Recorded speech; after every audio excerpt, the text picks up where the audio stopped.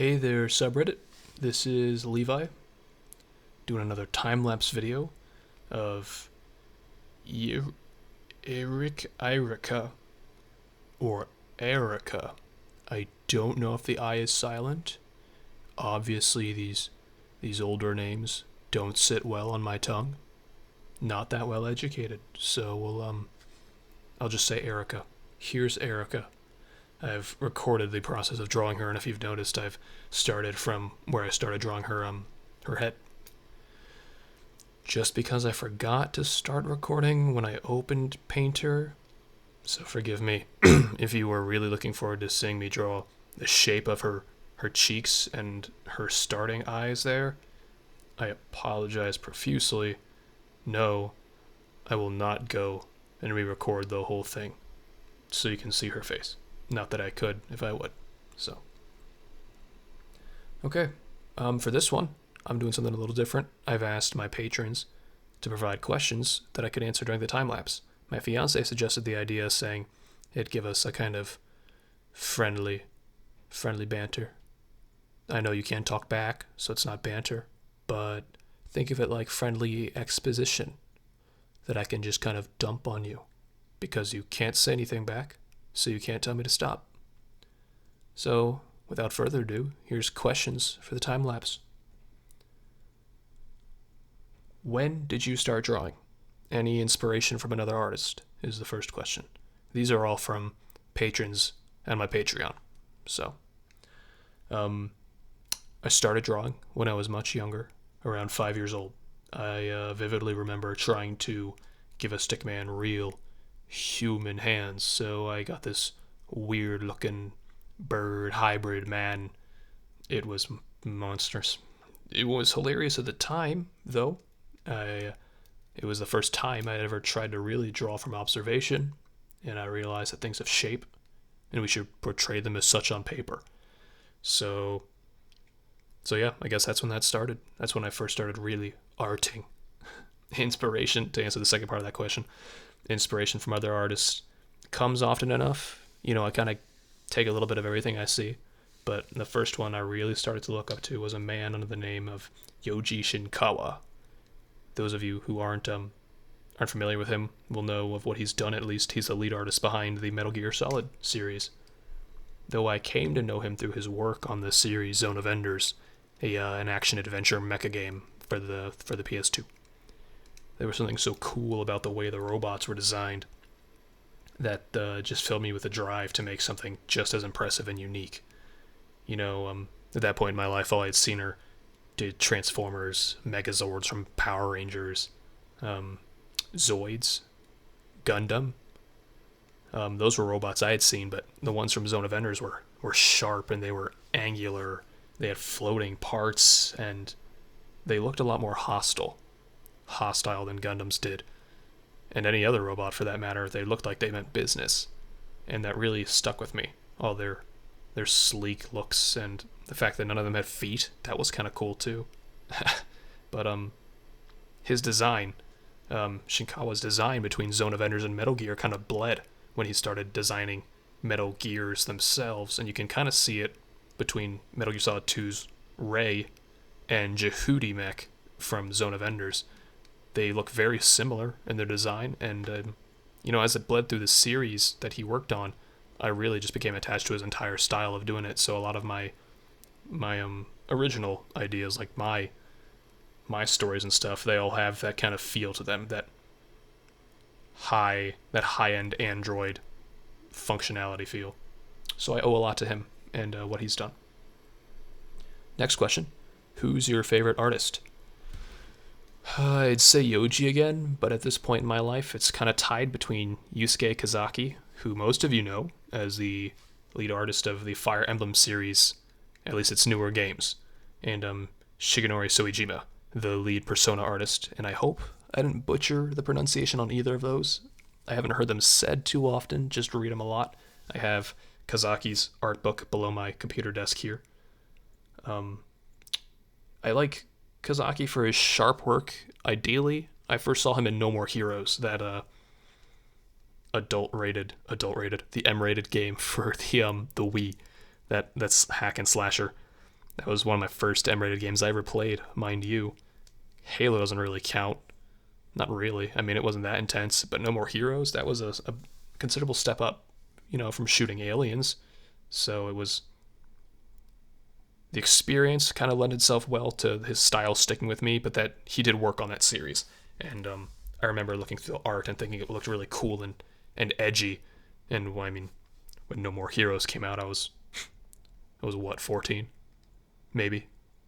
Anything at 14 years of age is really edgy, but if you look at No More Heroes art, it is very literally edgy. So it's kind of where I borrow some of my sharper edges from.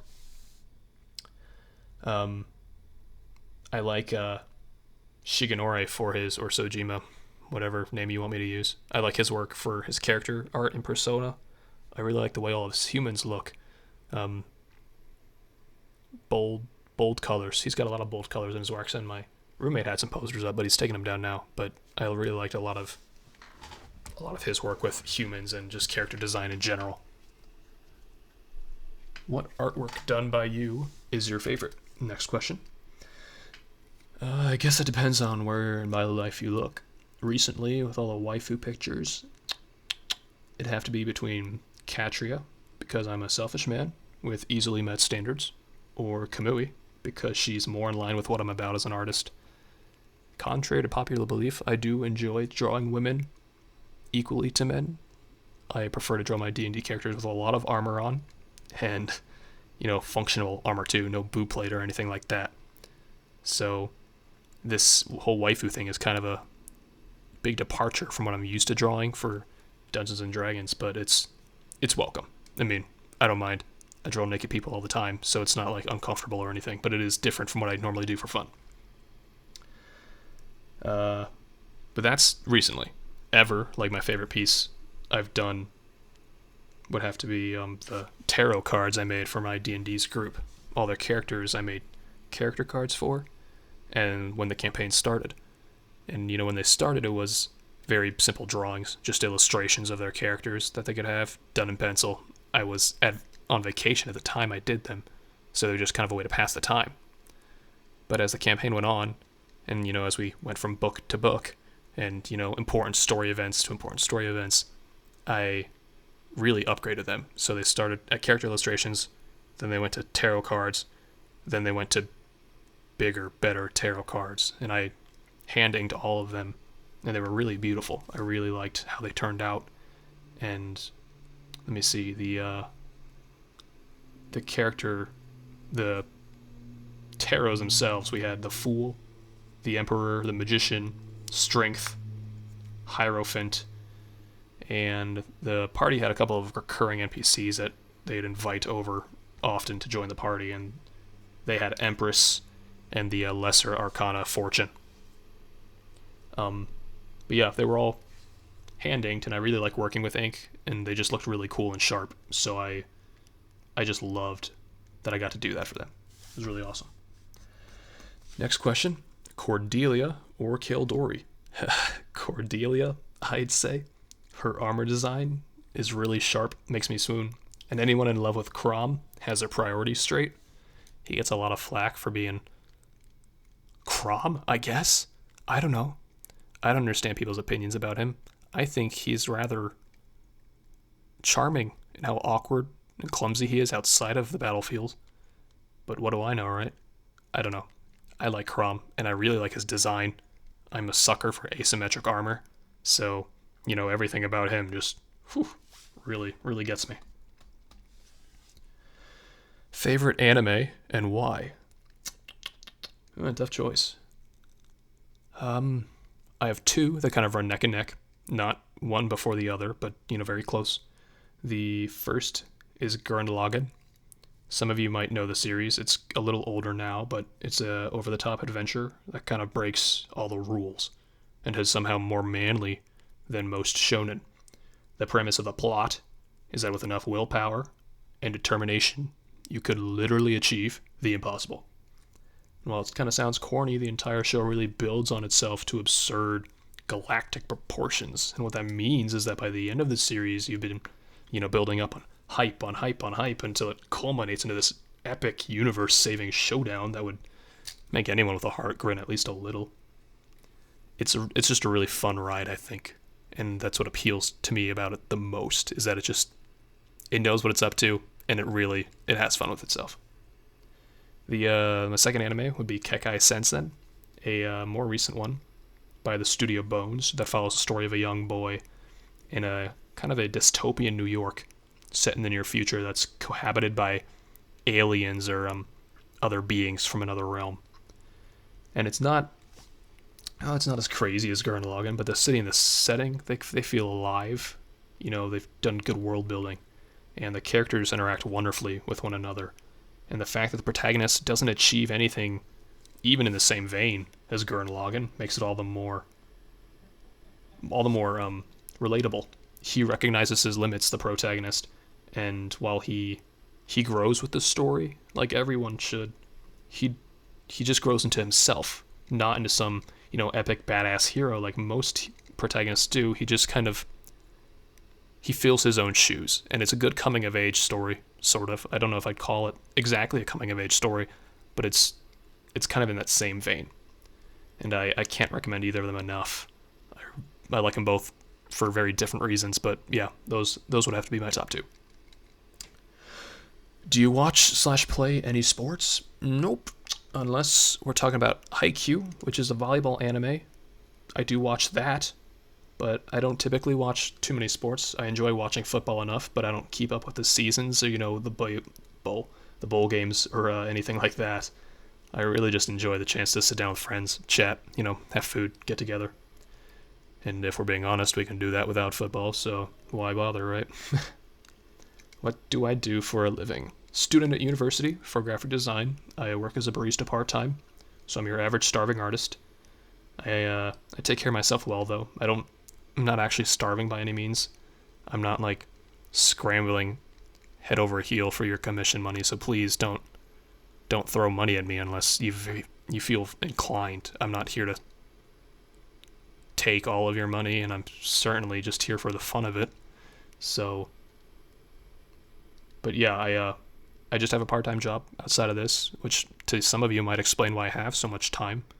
But I just budget well, I think, and I keep my head well above the water. I'm grateful because my job as a barista pays a lot more than a regular barista would, just because of where I am in the company, or at least how well I work with the company. So it pays better than most food service industry stuff does. So I count my blessings that I have the job I do have instead of something else a lot of other college kids might have.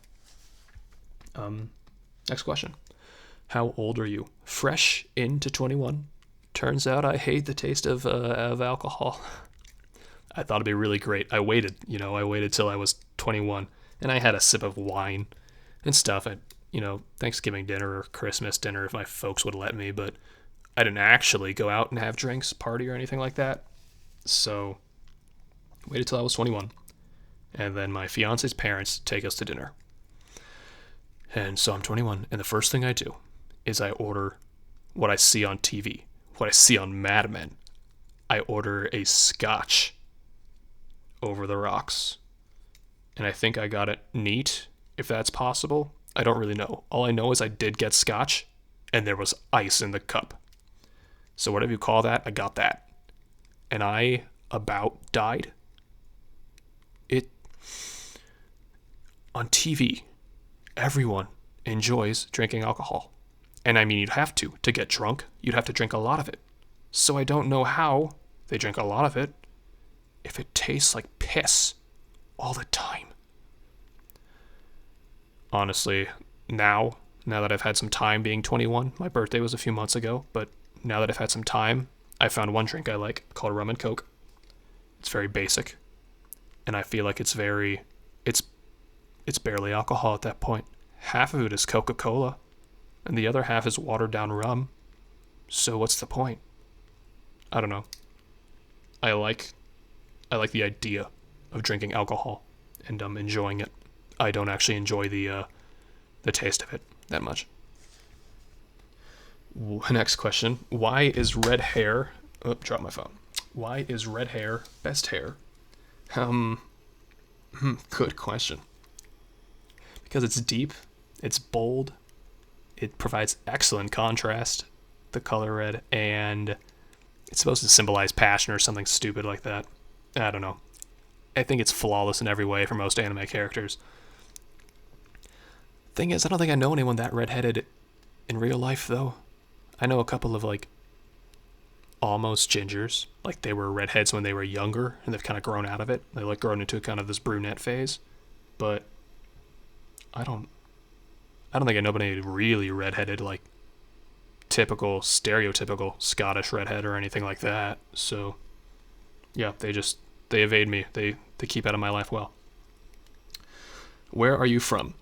Born in Florida, but I was in a military family, so I moved around a lot. Eventually, my folks settled down in Nebraska, and here I am. Yeah. Anywhere you want to travel? Denmark. I hear it's the happiest place in the world in every survey ever, so I kind of want to see what's up. Aside from that, maybe Japan, just to see where all the anime hails from. All 3 artists I listed, come from Japan. So I figure I kind of owe it to them to go there too, see cultural influences, things like that. I've been in Japan in transits between flights, but never long enough to do any real sightseeing, just enough to step outside the airport, catch a breather, and go to a hotel. But yeah, not I'd like to go there for some more touristy things. Next question. If you were a Fire Emblem character, who would you be and why? I'd like to think I'd be Owain from Awakening, or Odin, as some of you might know him these days. He's very prideful, or at least he's proud of what he does, and he likes to blow things out of proportion. And I'm not that intense about it or over the top, but I think his attitude very much reflects mine. He likes to embellish for the sake of sounding cool, and he likes things to sound cool just in general. And I like that too.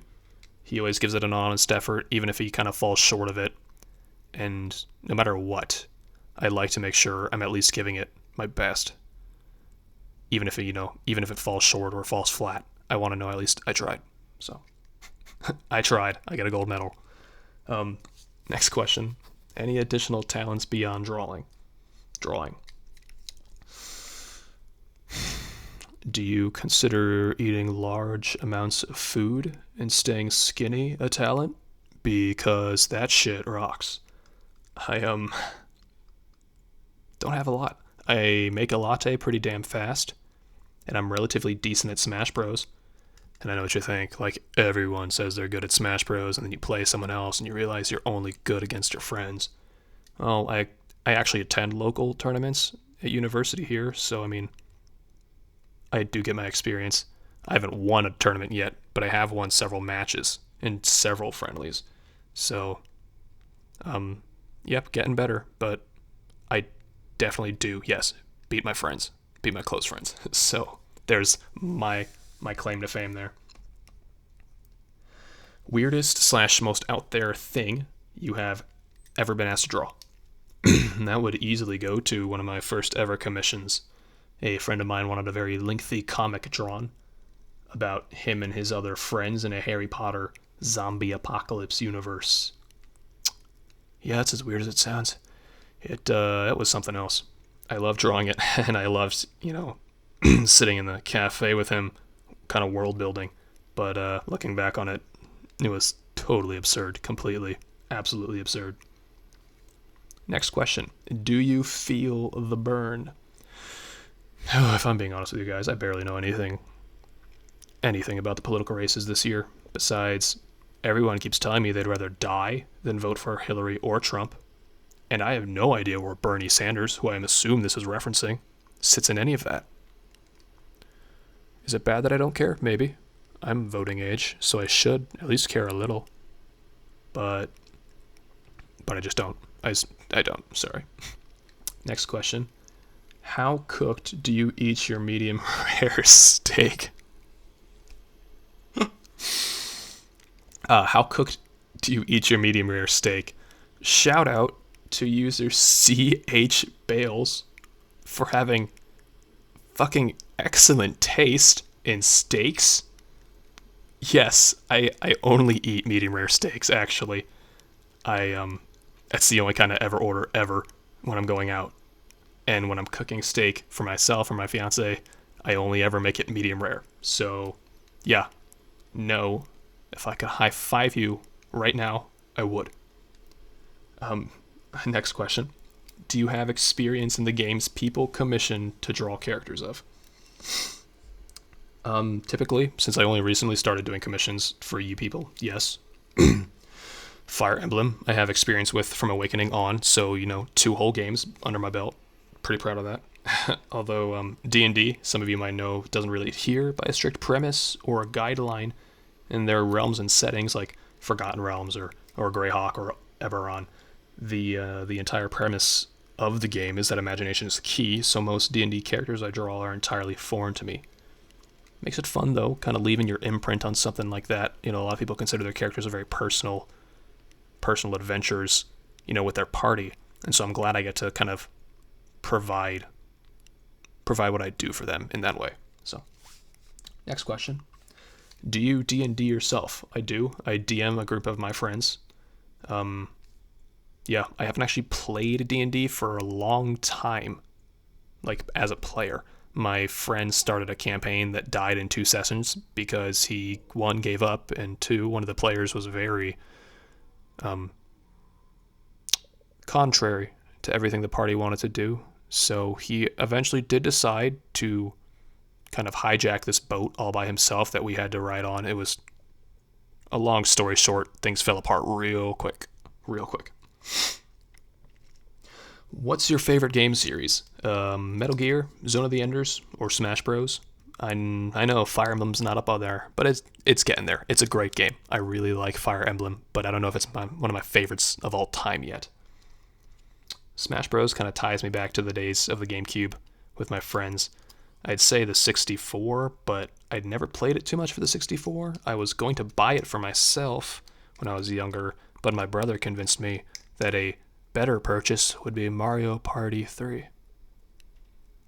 Let that sink in a little bit. Yeah, I don't regret too many video game purchases because I only buy games that I know I want to play. But Mario Party 3 was a mistake, and I wish I could take it back. 3rd or 5th edition to Dungeons & Dragons. I must confess, I have never played 3rd or 4th or 2nd or 1st. I only recently got into Dungeons & Dragons this past year. I was so curious what all the hubbub was about. I kept hearing about people playing, imagination around a table with dice. And D&D got kind of a bad rep. I always identified with Dungeons & Dragons, or at least identified it with being a super nerd, like a hyper nerd. Like only the nerdiest of nerds could ever play Dungeons & Dragons. And I never knew more than that, just because it's kind of what, the social stigma leads you to believe, is that it's super nerdy, and that you have to, let go of yourself emotionally and mentally, maybe even physically, to play Dungeons & Dragons, and that's not the case. Turns out, it's really an interactive storybook with friends, and you get to roll a shitload of dice, and I mean a colossal fuck ton of dice with your friends. In the later levels, everyone's just rolling so much dice, it's ridiculous. But it's really just a good chance to get together, be with friends, and make a story. And I think, at the end of the day, that's really what a lot of us just want to do is, get together and be with friends. So, yeah, I love the hell out of Dungeons & Dragons, and I'm really glad that I started playing it this year, or, the past year and a half, instead of, kind of abiding by that social stigma that it's the worst thing ever. Next question. What made you decide to draw D&D/waifus for random nerds on the internet? Oh, primarily it's because I wanted to get my art out there. My creative juice has kind of sat stagnant in between classes and work, and I wanted to really throw myself into my art again like I had in high school. So I made a Patreon, made a small bare bones portfolio of what little work I had done for my D&D group outside of the tarot cards, and put it out on the internet and hope for the best. And what I got in return was just so amazing, and I can't stress enough how grateful I am that even now, as I'm recording this, I have the chance to do something like this for you guys, and make time-lapse videos of me doing what I like to do. So yeah, I'm over the moon. Last question. What do you get on your pizza? Usually grilled chicken, buffalo sauce and ranch drizzle. One of my best friends used to work at a Godfather's. He was a manager there for a while, and he would bring the pizza to us when we had D&D hangouts, and it was just so, God, it was so good. I don't know if that's exactly what went on it, but I remember that being the primary flavor. So whenever I have pizza at Pizza Hut, don't judge me for that, by the way, if you hate Pizza Hut, but whenever I have pizza at Pizza Hut, I always get that grilled chicken, buffalo sauce, and a bit of ranch. And that's all the questions. Thanks again to my patrons for sending these in. Hopefully we can do another one of these again for one of these long-ass time-lapse videos. And I hope you guys enjoy Eirika. Thanks.